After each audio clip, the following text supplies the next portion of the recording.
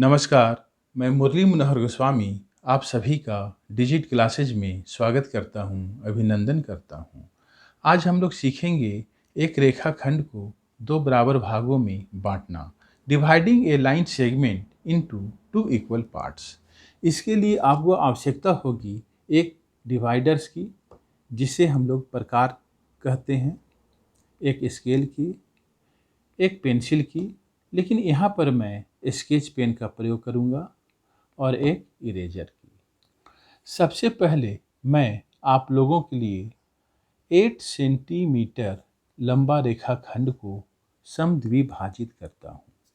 इसके लिए आप क्या करेंगे, सबसे पहले 8 सेंटीमीटर लंबा रेखाखंड लेंगे।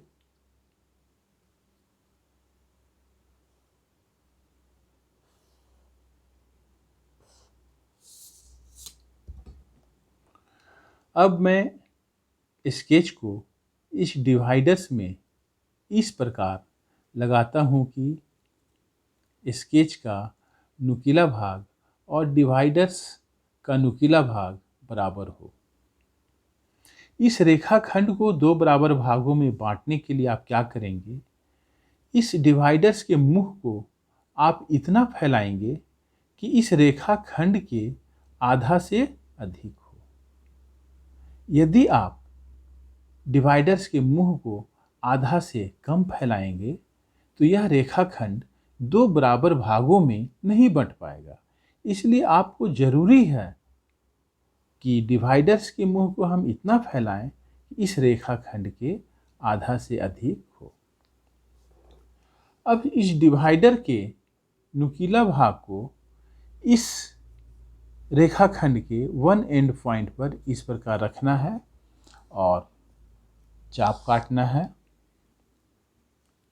अब इस रेखाखंड के दूसरे एंड पॉइंट पर भी डिवाइडर्स के नुकीला भाग को इस प्रकार रखते हुए इस चाप को इस प्रकार आप काटेंगे, और जहाँ पर दोनों चाप एक दूसरे से कट रही है उस पॉइंट्स को स्केल की मदद से आप इस प्रकार मिला देंगे। इस प्रकार यह रेखाखंड दो बराबर भागों में बट गया। यहाँ पर OA बराबर OB होगा, यह भी 4 सेंटीमीटर होगा और यह भी 4 सेंटीमीटर होगा। इसे हम लोग चेक करके देख लें, 4 सेंटीमीटर और OA भी 4 सेंटीमीटर है। अब मैं आप लोगों के लिए 6.5 सेंटीमीटर लंबा रेखाखंड को दो बराबर भागों में विभाजित करता हूँ। इसके लिए पुनः आप क्या करेंगे, स्केल की मदद से 6.5 सेंटीमीटर लंबा एक रेखाखंड लेंगे और इसे दो बराबर भागों में बांटने के लिए क्या करना होगा, इस डिवाइडर्स के मुंह को इतना फैलाएं कि इस रेखाखंड के आधा से अधिक हो।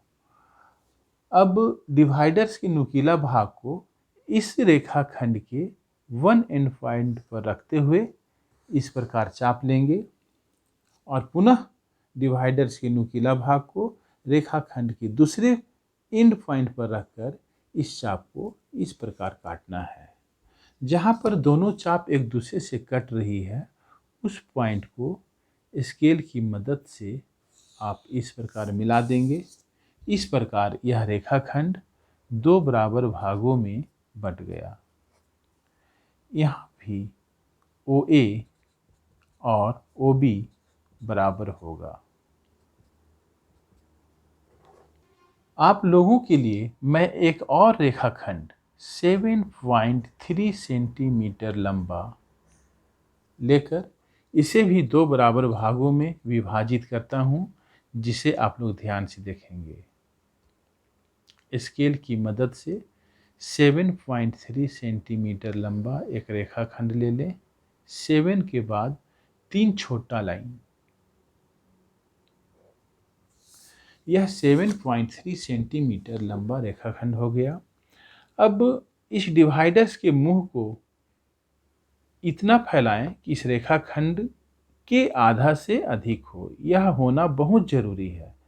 यदि आप डिवाइडर्स के मुंह को कम फैलाएंगे, आधा से कम फैला हुआ रहेगा, तब यह रेखाखंड दो बराबर भागों में नहीं बंट पाएगा। इसलिए आपको जरूरी है इस डिवाइडर्स के मुंह को आधा से अधिक फैलाना। इसके बाद इस डिवाइडर्स के नुकीला भाग को रेखाखंड के वन एंड पॉइंट पर इस प्रकार रखते हुए चाप लेना है। रेखाखंड के दूसरे एंड पॉइंट पर भी इस डिवाइडर्स के नुकीला भाग को रखते हुए इस चाप को इस प्रकार आप काटेंगे, और जहाँ पर दोनों चाप एक दूसरे से कट रही है उस पॉइंट्स को स्केल की मदद से इस प्रकार मिला देंगे। अब यह रेखाखंड दो बराबर भागों में बंट चुका है। यहाँ भी OA और OB बराबर होगा। मैं आशा करता हूँ कि आप लोग एक रेखाखंड को दो बराबर भागों में बांटना अच्छे ढंग से सीख गए होंगे। आप सभी स्टूडेंट्स को वीडियो देखने के लिए मैनी थैंक्स। जय हिंद, जय झारखंड।